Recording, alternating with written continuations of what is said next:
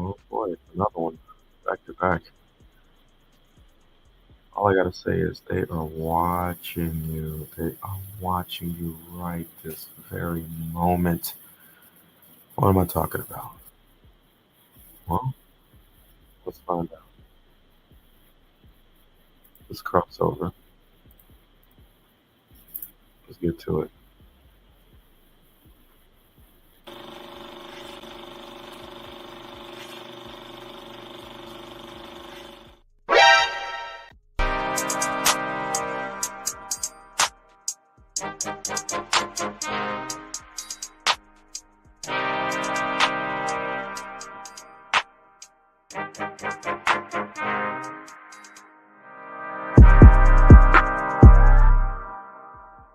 Put some respect on my name.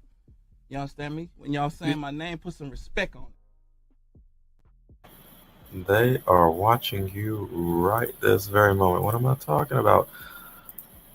I'm talking about the hate watchers. I'm talking about the people that really got it out for you. But they in the cut.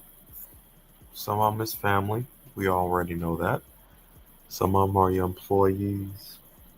Some of them is just that stranger you passed on the damn street and they saw you had better shoes than them.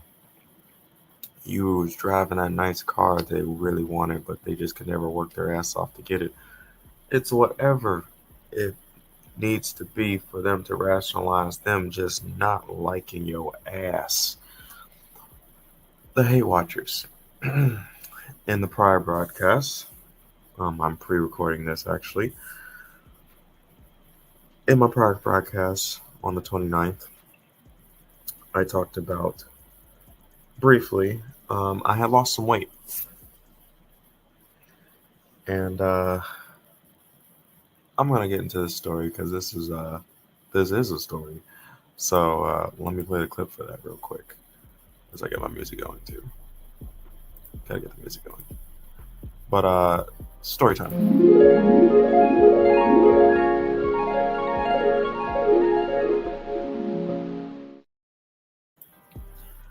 Okay, so as you all know, um, currently separated. About 6 months into that, got my own place, reestablishing certain boundaries that I allowed to crumble. Yes, I allowed certain boundaries to crumble. I'm reestablishing those boundaries. I'm reestablishing myself, rebuilding myself. And in the process, I'm also taking advantage of the opportunity of me rebuilding myself to refine myself. So I'm down some weight. I lost some weight. Um, Down approximately 20 pounds. It's probably a little bit more now. Also gained muscle, so I lost fat and gained muscle. I had the most terrible fat, which was the fat that's hard to see.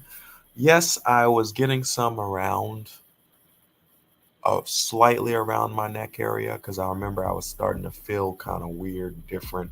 I was also snoring a lot more, which apparently when I gain weight, apparently that's a thing for me now. So if I do gain those 20 pounds back and I start encroaching on that again, I will start snoring again because it impacts your sleep. Sleep apnea is actually a common symptom of obesity. Um, Oddly enough, I was still lifting weights. I wasn't doing as much cardio because I was struggling. I was sickly. I was, for lack of better words, abused. Um, I had put on some weight, and I noticed something recently. As all of the past 2 years leading up to now, me refining myself, me resurfacing myself in a way. Um,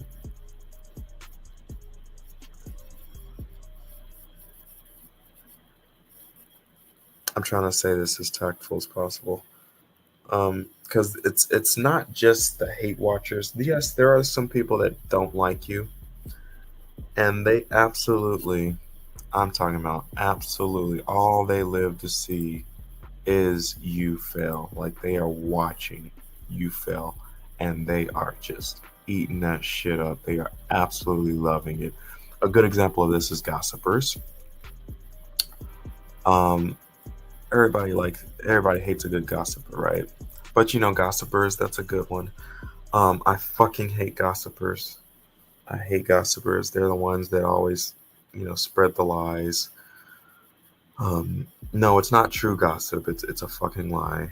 Um, they're trying to throw mud on your name, which is a thing females tend to do. As character assassination, that's a very feminine thing to do because in the art of combat, if you're a guy and you spread falsehoods about a guy, you best believe that man is going to come. He's coming for you. Like there's no bickering and arguing and social media thumb writing, and no, he's coming for you because reputation is everything. Actually, in the 48 Laws of Powers, they say guard it with your life. Yeah, reputation. Our status, our respect is very, very in tune with our reputation. So yeah, you fuck with that as a guy, and guys know this. You're threatening bodily harm. So guys know this. Now, females, on the other hand, you know, society is a bit more hands off with y'all, and for a reason because y'all develop differently. We gotta deal with y'all differently. Of course, anatomy and psychology is different. So the development process is also different. So women are more, at least mentally, more in tune with children than men. So, and that's for good reason because that's why women have a stronger affinity towards younger children, and when it comes to caretaking, women can deal with that a lot easier than men can, whereas men can deal with the more monotonous, calculating task for extended periods of time. So women learn to gossip at a very young age, very, very young age. So y'all already perfecting the skill of character assassination. The importance of it, also how it can affect people's status and therefore your status as well, because women do have this tendency where to get over on someone, meaning to like rank up over someone instead of them.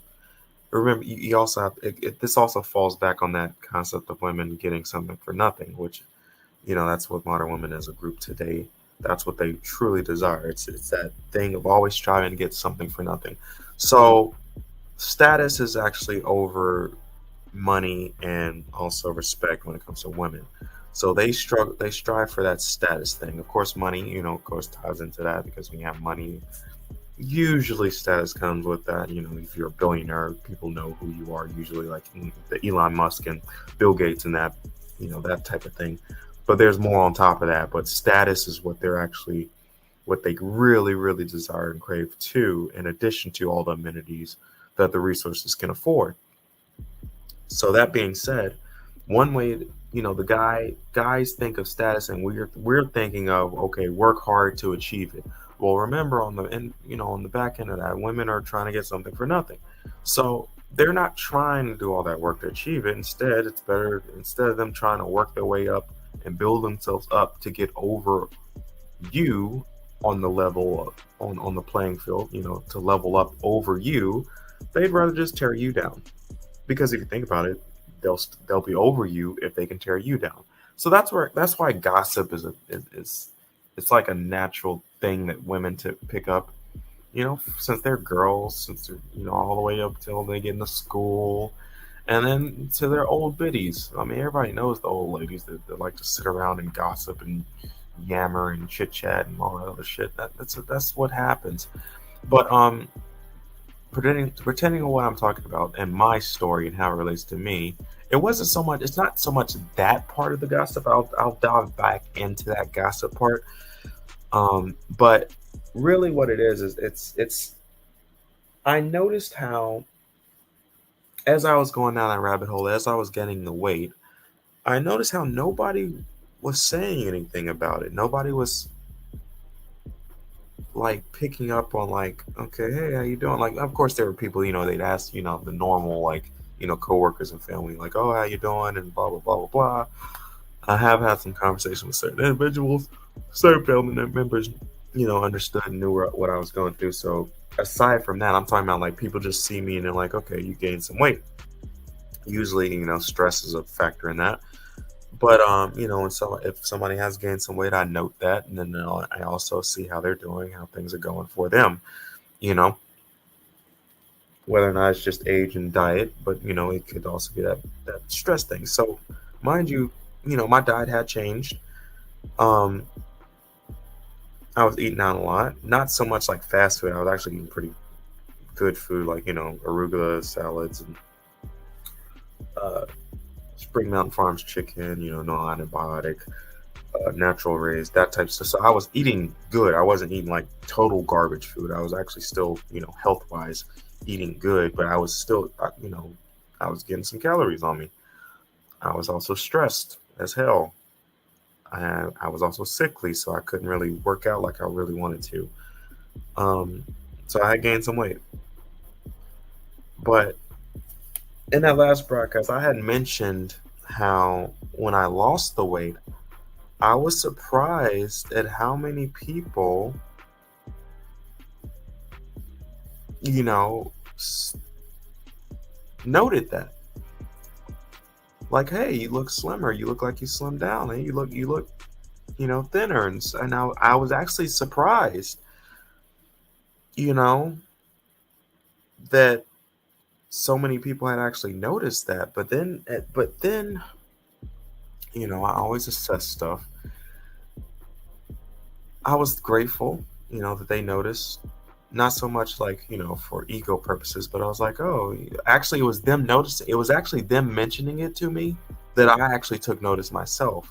I was just thinking, I'm adjusting. I actually didn't think, I thought that was my new weight, because I had been working out a bit. I had put on some muscle. I didn't think, I thought I did notice that I had put on some around the waist area because my waist size did go up. My waist size is actually now down. And ironically, a couple months ago, I had got rid of some of the pants I no longer wore.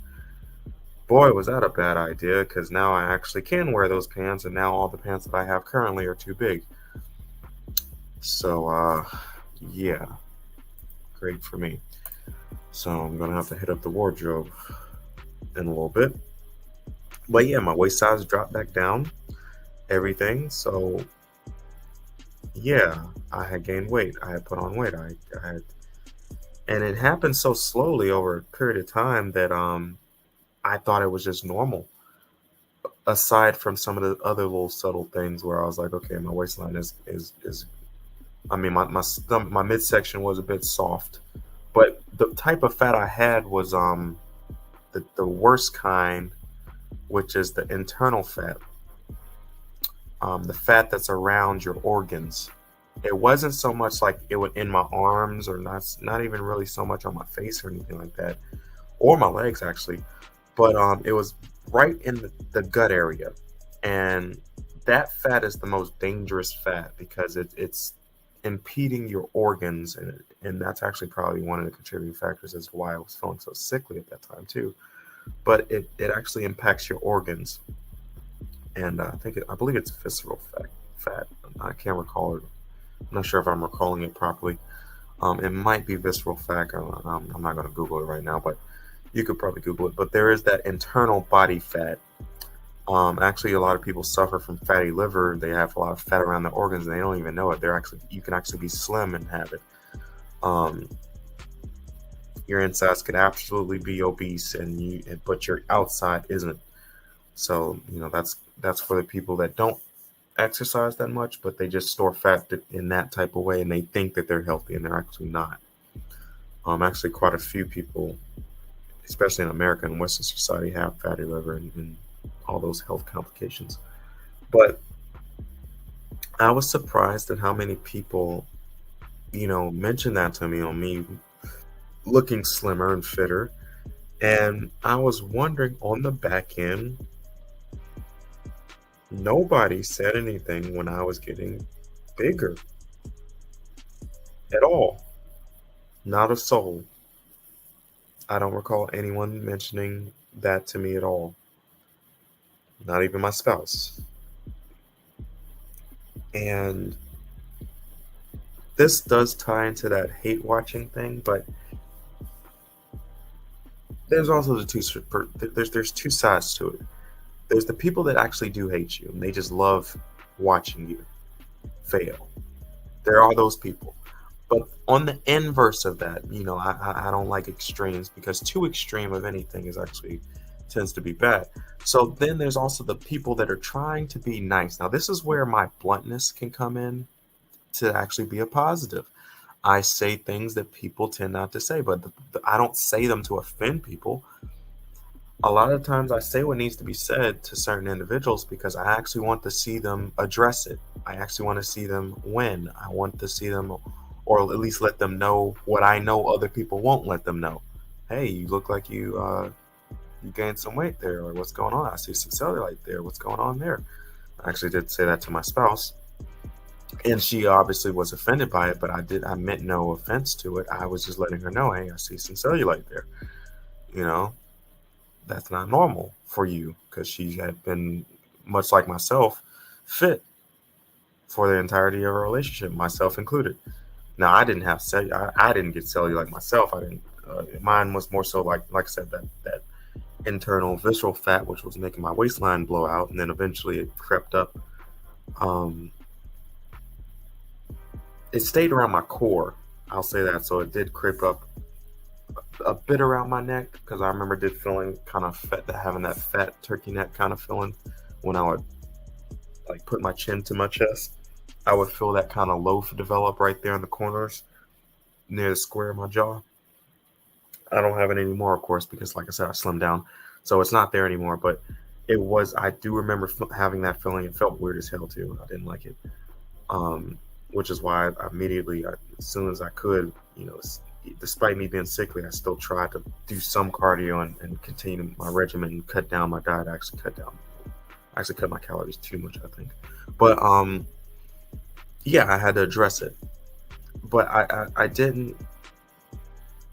I say things that come off of blunt, not to be mean, but because I know no one else will say it.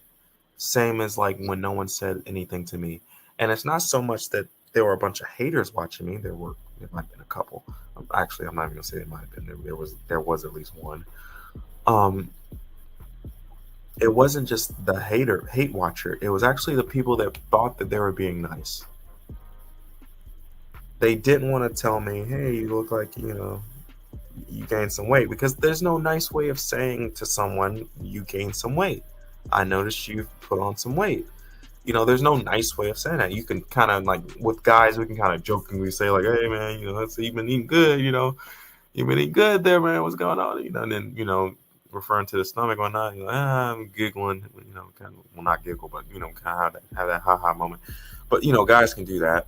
But like with women, women tend not to do that because one is usually taken as a jab, which it usually is a jab. You know, when women kid about that thing, because women pride themselves on how they look. Um, that vanity factor. But it does tie into, yes, there can be those gossipers, the hate watchers. Um, don't like those individuals at all.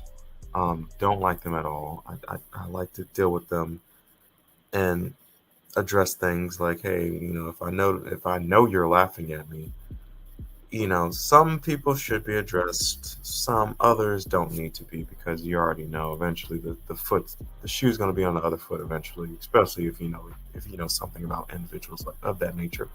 But there are those people that do like to watch you, and they don't just want to watch you fail. It's like they want to encapsulate it.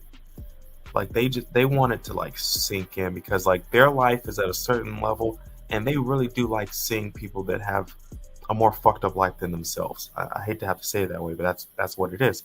It's like, because remember with that status thing, it's like they don't want to have to build themselves up or work hard in their lives to achieve more, to be above you, or to rank above you. Instead, they like it if you fall below them, or if they can, maybe they give you a little push and you fall below them. That's to in their mind, that's just as good because they'll be over you. They'll still rank over you, whether they work themselves to get above you, which they'd rather not do. But if you fall below them, hey, they rank above you. They got the status now. So it's those two extremes. It's the hate watchers and it's the people that are too nice. So be mindful of that, because that's definitely something that I definitely noticed. Because there were actually, I was actually surprised how many people mentioned it to me, because I wasn't, I knew I was feeling better, but I didn't even really notice it like that. It was actually the people around me that was like, hey, you look like you slimmed down a bit. And I was like, oh wow. And then from that, of course I weighed myself, in the last week or so. Um, and I was like, oh wow, I did lose some weight. So I thank them for that. I like that. It lets me know I don't have too many haters around me, which I do refrain from having around me, because I gotta get them out about the pain if they are around me. But I will say this: I was surprised at how many people brought that to my attention. I was very surprised actually. But at the same time, on the other foot, I was like, where was the opposite? Like, where were the people? Like, no one said anything as I was putting on the weight or as I was gaining the weight, and that bothered me. I was grateful that you know people let me know, hey, you look like you slimmed down. You look, you know what, you look like you slimmed down. You looking good or whatever. I was grateful for that. I appreciate that, but at the same time, as I was assessing that, I was like, well, wait a second. Like, people are noticing or have noticed, I've changed, I'm getting better, and I've actually slimmed down, but no one said anything as, of course, most of them didn't know what I was going through at the same time, but, no one was saying anything as I was gaining the weight. And that bothered me a lot. And I'm going to have to learn from that. Same as you. So be mindful of that. Look out for that. People don't always tell you when things are going wrong. Sometimes for the wrong reasons. Sometimes because they think it's for the right reasons. But that's why I appreciate people that are willing to talk to me, like, just straight up. I love those conversations. I've had quite a few of those conversations actually with just certain individuals that I've met, quite a few actually, and I really do like having those conversations, um, because I learned something about myself. I hear things that I need to hear. I get a different perspective. I always like other perspectives because that's how I'm constantly learning. I never assume that I'm always right. I never assume. Actually, a lot of times I assume I'm wrong, or I actually I like testing myself. It's like, okay, is that wrong? Am I wrong? And I want to test it, and I want to see, like, can someone, like, am I wrong here? When I talk to some people about certain things, like, I'm like, hey, this is how I see something, and I'm not trying to prove myself right. I'm trying to see, like, can they see any holes in what it is I'm seeing here? That type of thing. So for whatever reason, I don't know if I developed that or if that's just naturally how I am. I've always been that way, so I assume I can say that's naturally how I am.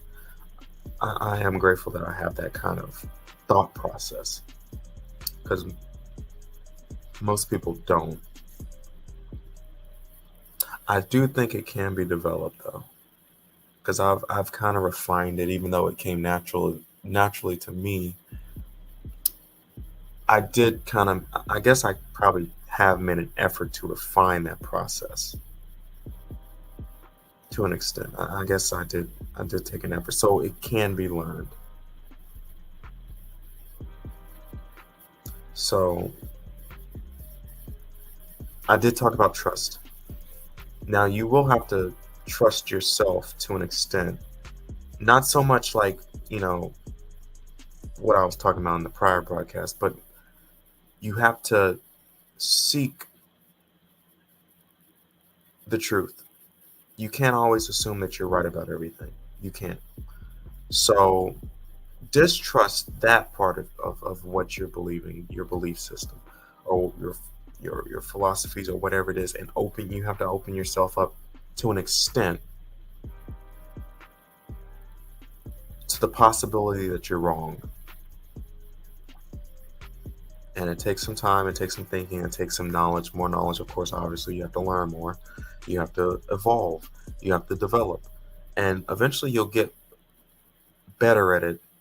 And that's where your wisdom comes in, from your experiences and your constant refining of this process. And eventually you'll be able to do it within, whereas before it would take you a couple of days, and you constantly, revisiting it in your mind, and remembering it, and bringing it back up, and then reassessing it over and over again. It might take you some hours or days or weeks, and then eventually you'll get it down to like you can do it damn near instantly.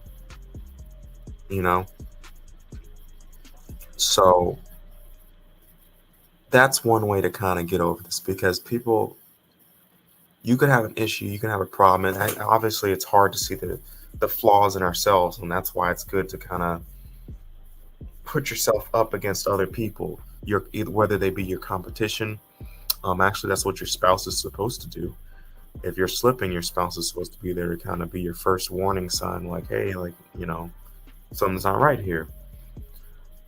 And because it's supposed to be you and your spouse against the world, that's what it's supposed to be. But modern times, things are very different now. It's everyone for themselves now. So you can't even really depend. You can't really depend on other people to really let you know whether or not you're slipping or where you're slipping, because they might be overlooking certain things. They might not want to offend you, or they might just not give a damn enough to really want to help you. To be honest, I had a broadcast a while ago, silent but deadly. There's some people where it's like, it's not even worth my time. It's like, I could help this person, but it's like, fuck it. It's not worth my time. I said that silent but deadly broadcast a while ago. But yeah, it's not even worth my time, so fuck it.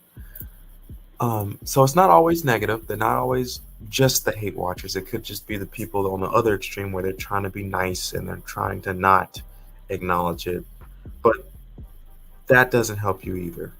So you have to have people there to help test you, to let you know, and hey, you slipping. That's the good of having those type of people in your life, those type of friends. Yes, some people might take it the wrong way. No, I'm not even gonna say might. People will take it the wrong way, at times.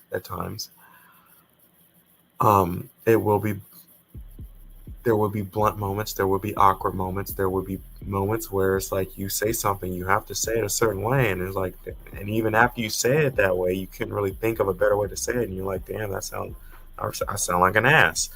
But that comes with the territory. Unfortunately, it does. And to be honest, I've gotten used to that, because there are people that stick around and that reciprocate, which is good, actually. I'm actually surprised at how many people are willing to reciprocate, to an extent, that is. I'm finding that certain people, once they see how genuine you are, I think I talked about how I'm able to talk to certain people, and people actually tend to open up to me. And maybe it is my genuineness, and maybe they can kind of pick up on that, so they're willing to open up to me a bit. Because when I do talk to people, I do kind of establish that type of ground with them. Like, hey, I'm not here to fuck around. I'm not going to bullshit you. I'll open up a bit. I'll start the process by opening up a little bit. I might share a little intimate something about myself to kind of let them know, like, hey, I am open to, like, sharing certain details and whatnot. I'm not here to, criticize or, or demonize you or try to force you to think like I think. I have to, that's the kind of way I kind of try to establish with people. But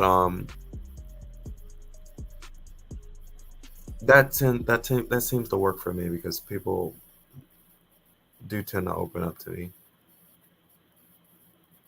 and I can't acknowledge that. So kudos to that. So of course, be your own biggest critic. I've kind of kept that with myself for a while. I've always been my own biggest critic, and it's helped me. Also, but at the same time, you do have to socialize. You do have to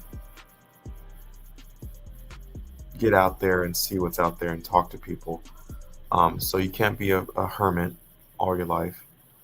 You can't. You have to test yourself. You have to, and the only way to really do that is having another perspective, because someone else has a different life experience than you. You don't know everything. You have to assume that you could be wrong and someone else could be right. So that's where it's important to socialize, to navigate the world and meet different people and just talk to them. Some of the best conversations I've had are just with random strangers. I'm not even gonna lie. Like, the last few months for me, I have developed leaps and bounds, and some of the best conversations are just random people. Like, I could have just walked right past this stranger, but instead I decided to make a comment on something I noticed about them, and then I learned something from them. That's the craziest thing. I just learned something just by asking a question because I was curious. Most people don't open their damn mouths. They could be curious about something. They just don't open their damn mouths. And some people do it to me. They'll ask me a question of like why I said something or why I did something or what it is I'm doing or what, they'll ask me a question, and I'll talk to them and have like some of the best conversations I've had were just with random strangers. So I'm actually loving, whereas I have said, and I still do to an extent, hate people. I do. But I'm learning. God, I can't believe I'm about to say this. Maybe there's a better way I can say this. You know what? Fuck it. I'm gonna say it how I was about to say it. I'm just gonna say it. I'm learning to love people. God, I can't believe I just said that. I'm learning to love people. Okay, I said it. Yeah, I could have said that a better way, but I'm just gonna go out and say it how I first thought. I said it the first way it came to my mind. God, that sounds terrible. Anywho, this is just information. You already know what to do with that. Don't let me down, man. If you let me down, I don't know what I'd do.